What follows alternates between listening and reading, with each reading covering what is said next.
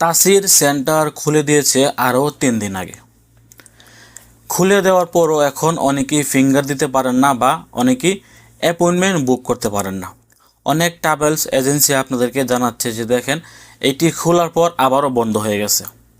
আবার অনেকে জানাচ্ছে যে আমি অ্যাপয়েন্টমেন্ট বুক করতে পারছি না। আপনারা হয়তো স্ক্রিনে বেশ কয়েকটি কমেন্ট দেখতে পাচ্ছেন। এখানে তারা তাদের এজেন্সির সাথে যোগাযোগ করেছেন, তাদের এজেন্সি তাদেরকে জানাচ্ছে যে তাসির সেন্টারটি মাঝখান দিয়ে খুলেছিল, খুলে দেওয়ার পর আবারও বন্ধ হয়ে গেছে।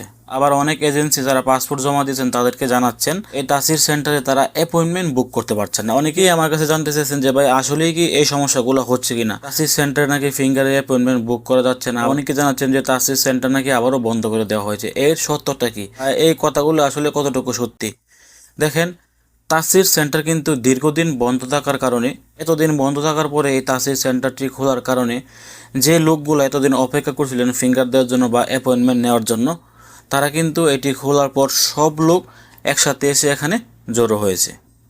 সেক্ষেত্রে সবাই যখন একসাথে অ্যাপয়েন্টমেন্টের জন্য আবেদন করতে যাচ্ছেন তখনই কিন্তু তাসির সেন্টারের যে সার্ভারটি আছে এটি স্লো হয়ে যাচ্ছে।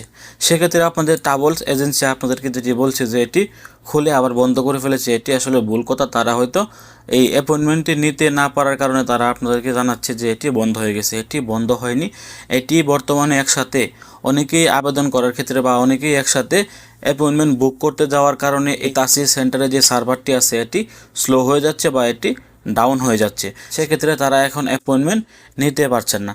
তো এই তাসির সেন্টারের ফিঙ্গারের অ্যাপয়েন্টমেন্টটি নিতে গেলে যে ট্রাভেলস এজেন্সির মাধ্যমে কাজ করাচ্ছেন সেই ট্রাভেলস এজেন্সি কিন্তু আপনাদেরকে ফিঙ্গারপ্রিন্টের অ্যাপয়েন্টমেন্টটি নিয়ে দিবে।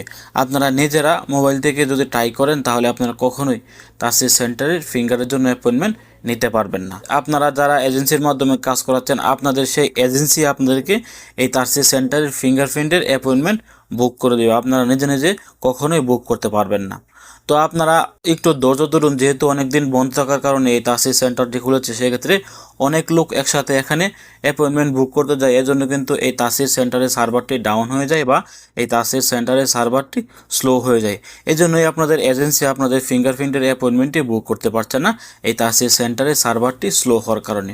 অবশ্যই 2-3 দিন সময় দিবেন। আপনারা 2-3 দিন যাওয়ার পর যেহেতু অনেকেই বুকিং করে ফেলবে, তারপর এটি আবার পুনরায় আগের মতো চলে যাবে। তো আপনারা আপনাদের এজেন্সিকে চাপ দিবেন না বা আপনারা আপনাদের এজেন্সির সাথে কোনো প্রকার তর্কে যাবেন না। আপনাদের এজেন্সি অবশ্যই আপনাদের অ্যাপয়েন্টমেন্টটি বুক করে দেবে। আপনাদের চাইতেও কিন্তু বেশি তারা তাদের আছে, তারা অপেক্ষা করছেন কবে আপনাদেরকে ফিঙ্গারপ্রিন্টটি দিয়ে দিয়ে আপনার ঝামেলাটি শেষ করে দেবেন। সেক্ষেত্রে তারা এখন ফিঙ্গারপ্রিন্টের জন্য অ্যাপয়েন্টমেন্টই পাচ্ছে না, কারণ এই তাসির সেন্টারের সার্ভারটি অনেক স্লো।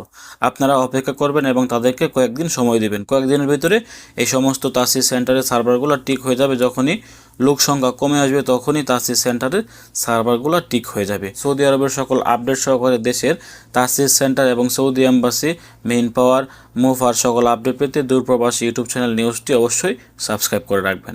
আপনারা যদি চ্যানেলটি সাবস্ক্রাইব করে রাখেন আর আমাকে সাপোর্ট করেন, আমি সবসময় চেষ্টা করব আপনাদেরকে সকল ধরনের আপডেট সবার আগে দিয়ে দেওয়ার জন্য। ভালো থাকুন, সুস্থ থাকুন, দূরপ্রবাসের সঙ্গে থাকুন।